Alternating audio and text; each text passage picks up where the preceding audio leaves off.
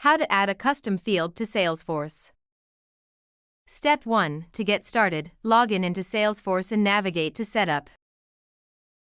Step 2. Click link shown below.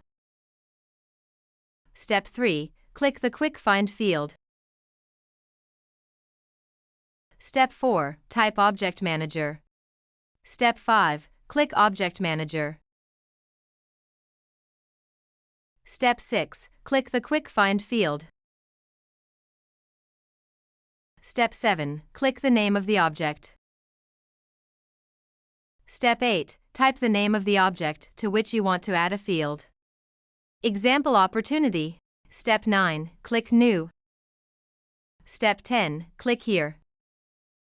Step 11. Choose the type of field you'd like to add. Step 12. Click here.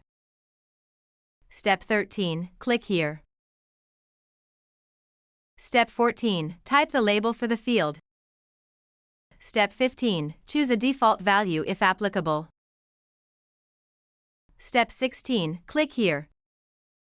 Step 17. Click here. Step 18. Add a description.